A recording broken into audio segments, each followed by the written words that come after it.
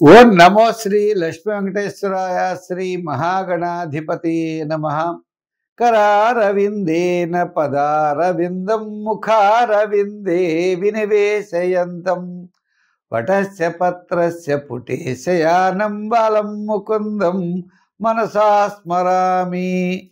ప్రేక్షకులకి నమస్కారాలు తెలియజేస్తూ, ముఖ్యంగా నవంబర్ 30 నుంచి డిసెంబర్ 6 వరకు ఉన్న గ్రహాల యొక్క పరిస్థితిని అనుసరించి మనం రాశి ఫలాలు తెలుసుకుందాం.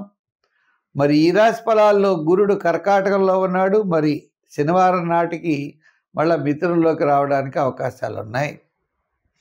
అదేవిధంగా సింహంలో కేతువు, వృశ్చికంలో రవి, కుజ, బుధ, శుక్రుడు 4 గ్రహాలు ఉన్నాయి. రాహు ఏమో కుంభరాశిలో రాహు, మీన రాశిలో శని. చంద్రుడు చూసినట్లయితే మీన, మేష, వృషభ రాశుల్లో చంద్ర సంచారం ఈ వారం ఉంటుంది. ఈ గ్రహాల యొక్క పరిస్థితిని అనుసరించి మన రాశి ఎలా ఉందో తెలుసుకుని దానికి సులభమైన పరిహారములు ఆచరించడం ద్వారా అనుకూలంగా ఉంటే కొద్దిగా వేగంగా వెళ్ళడం, జాగ్రత్తలు అవసరమైతే తీసుకోవడం, తద్వారా మంచి నిర్ణయాలు తీసుకుంటూ ముందుకు వెళ్ళినట్లయితే మనకి ఎంతో ఉపయోగకరంగా ఉంటుంది. మనం ఈ వారం రాశి ఫలాలు ప్రారంభిద్దాం. కర్కాటక రాశి. ఈ కర్కాటక రాశి వారికి మనం చూసినట్లయితే పంచమ స్థానంలో రవి, కుజ, బుధ, శుక్రగ్రహాలు 4 ఉన్నాయి. ద్వితీయంలో కేతు ఉన్నాడు. మిగిలిన గ్రహాలన్నీ కూడా మిశ్రమైనటువంటి ఫలితాలు కనపడుతున్నాయి. శుభరూపమైనటువంటి వ్యయం జరిగే అవకాశాలు ఉన్నాయి.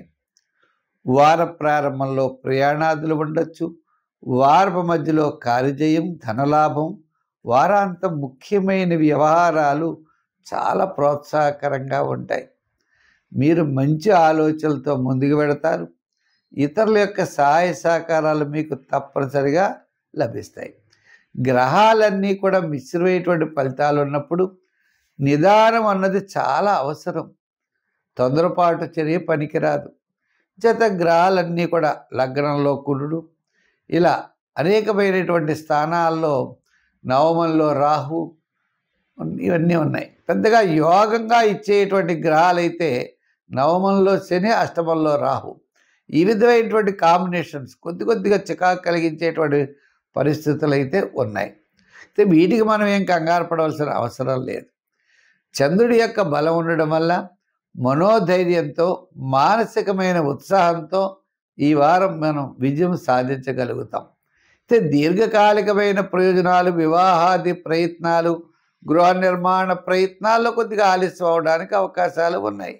మనకి రావాల్సిన పాత బకాయిలు రావడానికి అవకాశాలు చాలా తక్కువగా కనపడుతున్నాయి. అయితే శుభరూపమైన వ్యయం, ఆధ్యాత్మికమైన చింతన, ముఖ్యమైన కార్యక్రమాల్లో మీరు విజయం తప్పనిసరిగా సాధించగలుగుతారు. అంచేత మిగిలిన విషయాలన్నీ కూడా మనం శ్రద్ధ వహించాలి. ఒక పార్ట్నర్షిప్ విషయంలో దీర్ఘకాలిక ప్రయోజనాన్ని ఇచ్చేటువంటి పనులు, ఇవన్నీ కాస్త జాగ్రత్తలు తీసుకుంటూ ముందుకు వెళ్ళాలి. ఐటీ రంగం, షేర్స్ రంగం, అలాగే ఎక్కడ పడితే అక్కడ గబగా పెట్టుబడి పెట్టేయడం కాదు. పెట్టుబడి పెట్టే ముందర మనకు అనుకూలంగా లేదు కాబట్టి కొంతకాలం నిరీక్షిస్తాం అనే ఆలోచనతో ముందుకు వెళ్ళాలి. ఆ టైం వచ్చే వరకు కంగారు పడకూడదు. ఈ రాశి వారికి సంఖ్యల్లో 2, రంగుల్లో తెలుపు, ఆరాధనలో శనగలు అంటే శివారాధన చేస్తూ, గురువార నియమం పాటిస్తూ శనగల్ని దానం చేయడం మంచిది. లేదా శనగల్ని ప్రసాదంగా చేసి పంచిపెట్టడం మంచిది. గురువారం నాడు మీకు స్వీట్స్ పంచిపెట్టండి, విజయం తప్పనిసరిగా సాధిస్తారు.